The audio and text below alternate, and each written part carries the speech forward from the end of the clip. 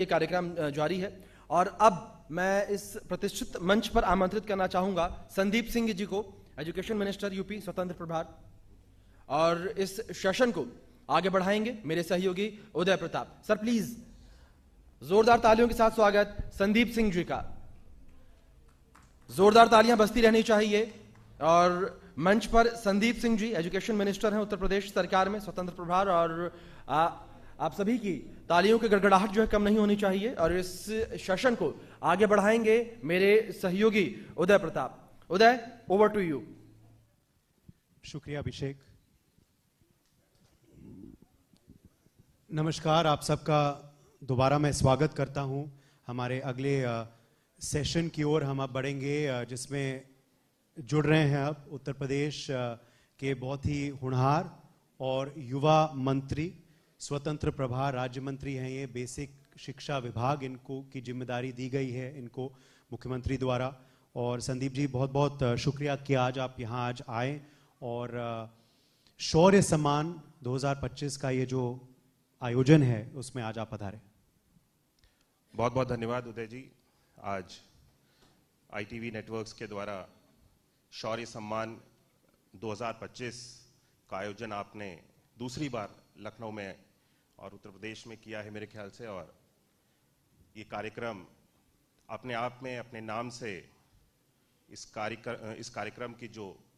भावना है वो उजागर होती है। और जिस तरह से हमारी वीर सपूतों ने, हमारी सेना के वीर जवानों ने, हमारे पुलिस बल के वीर जवानों ने सरहद पे और प्रदेश भर में विभिन्न, जब उनकी आवश्यकता पड़ी अलग अलग जगहों पर, बिना किसी चीज की परवाह करे हुए अपने परिवार, अपने प्रियजन, सभी लोगों की किसी की परवाह ना करते हुए इस प्रदेश की जनता को सुरक्षित रखने के लिए जिन्होंने अपना सर्वस्व न्यौछावर कर दिया, ऐसे हमारे वीर सपूतों के लिए, सिपाहियों के लिए, वीर जवानों के लिए ये कार्यक्रम उनको समर्पित है। मैं अपने हृदय से सभी हमारे जो भी वीर सिपाही हैं, सभी वीरों को नमन करता हूं। अपने हृदय से उनको, उनके परिवार को मैं नमन करता हूं और ईश्वर से प्रार्थना करता हूं कि जो उनका बलिदान है,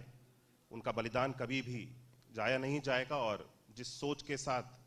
उन्होंने इस देश की सेवा, इस प्रदेश की सेवा में अपनी जान न्यौछावर कर दी, हम उनकी सोच और उनके कार्यों को आगे लेकर के जाने के लिए उत्तर प्रदेश सरकार के रूप में हमसे जो भी बेहतर बन सकता है, हम वो हर एक प्रयास करेंगे और उनके कार्यों को हम हमेशा अपने जीवन में याद रखेंगे, उनके बलिदान को। जी बिल्कुल, कितना ज़रूरी है कि हम उनके बलिदान को जो है वो याद करें और नमन करें। जिस तरह से आपने बताया अभी, आज मुख्यमंत्री जी ने भी इसका जिक्र किया, क्योंकि असल ज़िंदगी में हम, इनफैक्ट फिल्म के भी एक दो हीरोज़ हैं यहाँ, मगर वो कह रहे थे ये रियल हीरोज़ हैं। और इस वजह से देशवासियों को हमेशा ऐसे कार्यक्रम द्वारा और असल ज़िंदगी में भी उनको नमन करना चाहिए। देखिए, बिल्कुल जैसा कि मैंने कहा कि फिल्म में, जैसे कि आपने जिक्र किया कि पर्दे पे हम जो भी चीज़ें देखते हैं उसको स्क्रिप्टेड किया जाता है और पहले से सारी चीज़ें तय की जाती हैं कि क्या क्या घटना और किस तरह से वो सारी चीज़ें होंगी। वो हमको दर्शाने के लिए होता है, हमारे अंदर एक भाव देशभक्ति का उत्पन्न कराने के लिए होता है। और उन सारी चीज़ों को देख करके हमारे जो भी कलाकार पिक्चरों में, बड़े पर्दे पे, छोटे पर्दे पे काम करते हैं, उनसे देश भर के और प्रदेश भर के सभी लोगों को प्रेरणा भी मिलती है कि देश के प्रति हमें किस तरह से हमारा भाव होना चाहिए। बल्कि लेकिन जब मैं रियल लाइफ हीरोज़ की, आपने कहा कि ये भी हमारे वीर सपूत जो रियल लाइफ हीरोज़ हैं, इनके लिए ये कोई भी चीज़ स्क्रिप्टेड नहीं होती है और सारी चीज़ वास्तविक में, असली में ये घटनाक्रम पूरा घटित हो रहा होता है। और उस समय क्या निर्णय लेना है, क्योंकि अपनी जान की बाजी पे खेल जाना, मुझे नहीं लगता कि ये कोई छोटी बात होती है। ये निर्णय लेना उस समय, उस सेकंड, कोई भी व्यक्ति अपनी जान बचा करके भाग के भी जा सकता है, लेकिन उनके लिए ये प्राथमिकता होना कि मुझे अपने देश की सेवा करनी है, अपने प्रदेश की सेवा करनी है और मैं अपनी जान पे खेल करके इस देश के वासियों को बचाऊंगा। ये निर्णय अगर कोई व्यक्ति ले सकता है तो मुझे लगता है कि अपने आप में ये बहुत बड़ी बात है। और इसीलिए जितने भी सम्मान के साथ हम इनको सम्मानित करें, इनके परिवार को हम सम्मानित करें, ये वाकई में हमारे लिए एक रियल हीरोज हैं और हमारे लिए एक प्रेरणा का स्रोत है। जिनसे हम सब लोगों को प्रेरणा लेकर के मुझे लगता है कि आगे बढ़ना चाहिए। और देश की सेवा के लिए हमें किसी भी निर्णय को लेने के लिए जिससे हमारे देश को हित के लिए, हमारे देश के और देश की जनता के हित के लिए कोई भी निर्णय लेना हो, उसमें हमें कोई भी कभी संकोच नहीं करना चाहिए। ये हमें प्रेरणा देता है। इससे पहले कि अब हम आपके मंत्रालय पे भी आएँ और सरकार के कामकाज पर भी आएँ, मैं आपसे एक और सवाल पूछता हूं, क्योंकि कल ही हमने देखा कि बहुत ही खास एक आयोजन हुआ था लखनऊ में। देश भर में कल्याण सिंह जी को सब याद कर रहे थे, कल उनकी पुण्यतिथि थी। हम सब के लिए वो बाबूजी हैं, मगर आपके लिए वो आपके दादाजी हैं। तो कल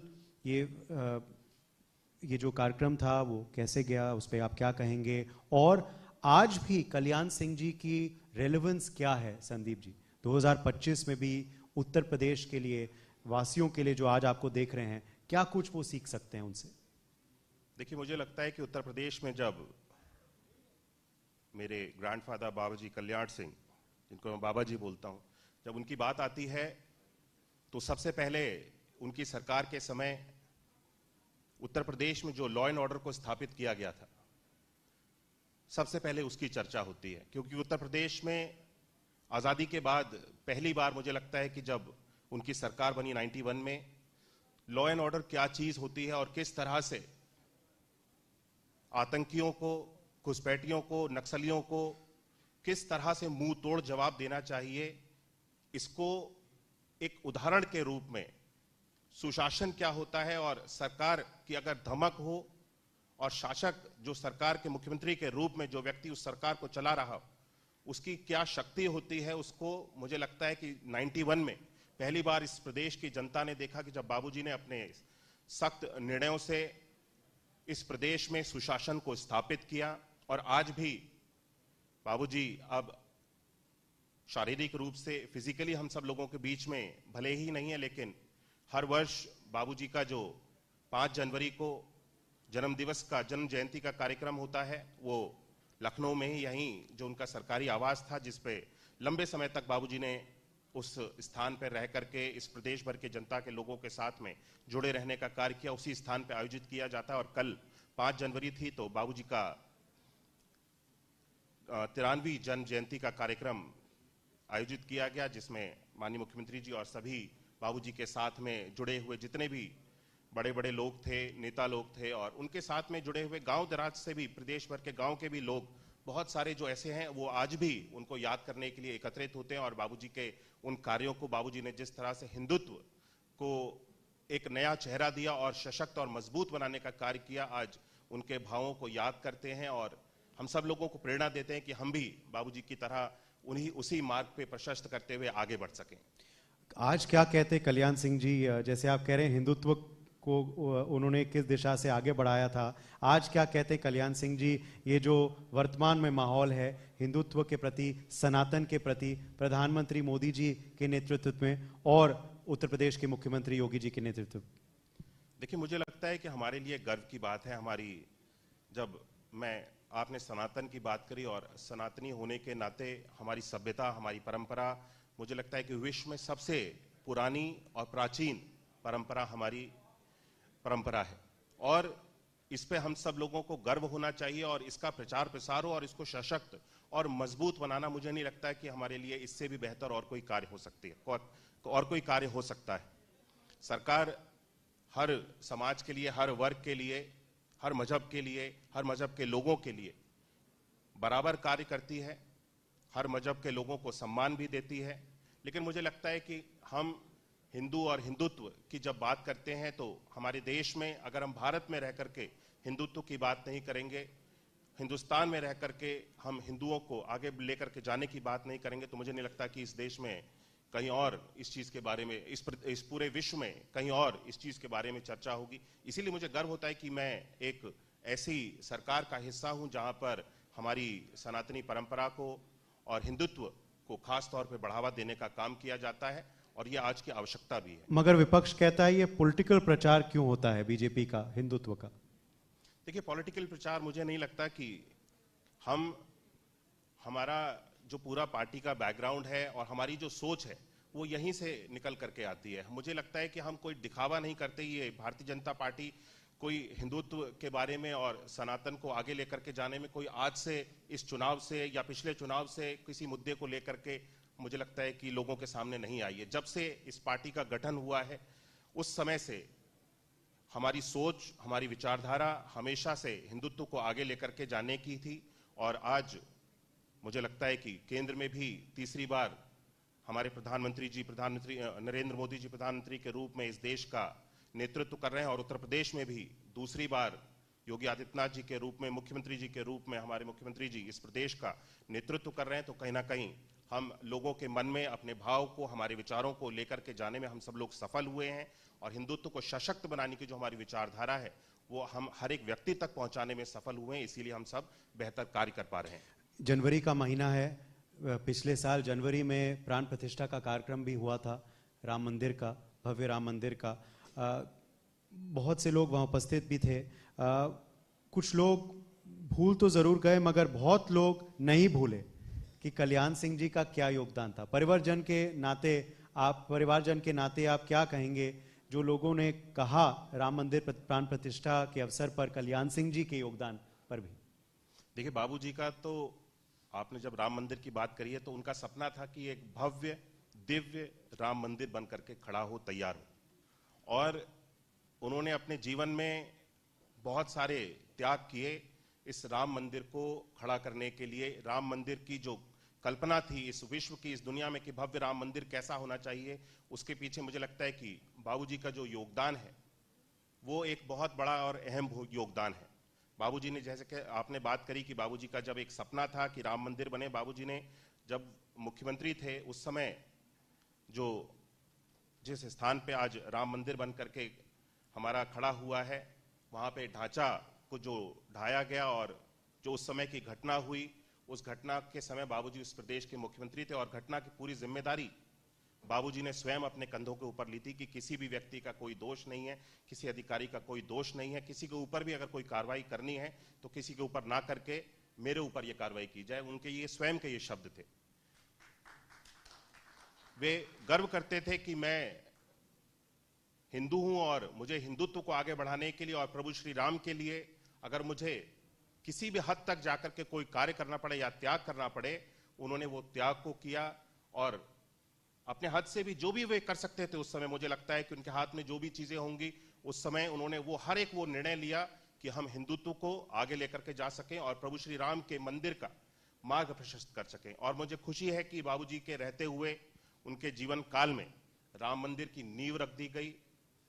बाबूजी बहुत प्रसन्न थे क्योंकि उस समय कोविड का समय था और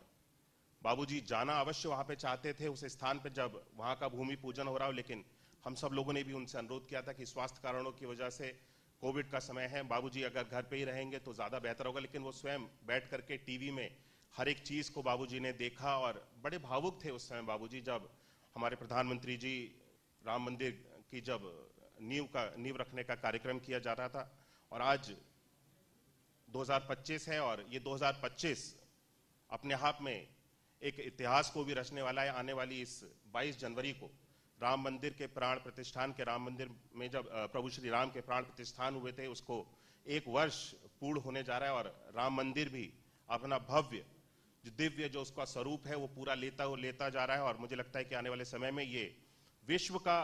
सबसे ऐसा एक स्थान होगा जहां पे सबसे ज्यादा श्रद्धालु जाकर के भगवान प्रभु श्री राम के प्रति अपने श्रद्धा भाव को अर्पित करने का जो शुभ कार्य है वो सब करेंगे। हम सब लोग मिल करके प्रभु श्री राम के प्रति जिस तरह से बाबूजी की जो आस्था थी, हम सब बाबूजी के उसी मार्ग पे और हम भी प्रभु श्री राम के प्रति उसी आस्था के साथ आगे बढ़ने का काम कर रहे हैं। जनवरी में एक और तारीख जो बेहद खास है जो आने वाली है वो 13 जनवरी को जो है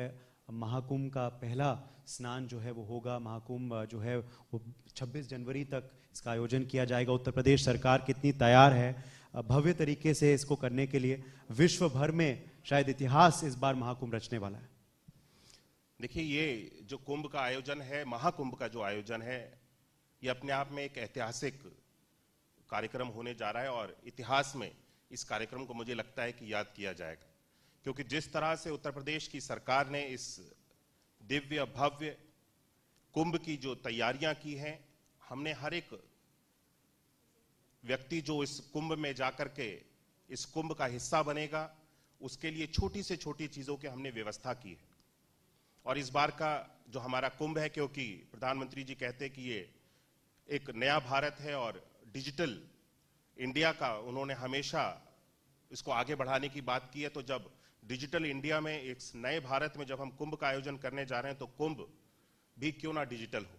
तो इस बार इस कुंभ को भी हमने डिजिटल कुंभ के रूप में आगे बढ़ाने का कार्य किया है। कुंभ में हर एक छोटी से छोटी चीज को हम सब लोगों ने डिजिटली किस तरह से टेक्नोलॉजी का प्रयोग करते हुए उसको बेहतर किया जा सकता है, इन सारी चीजों पर हमारी सरकार ने ध्यान किया है। कुंभ की ऐप बनाई गई है, कुंभ में सुरक्षा के लिए AI का बहुत ज्यादा इस्तेमाल किया गया है। और मुझे लगता है कि जब आपने कुंभ की बात करी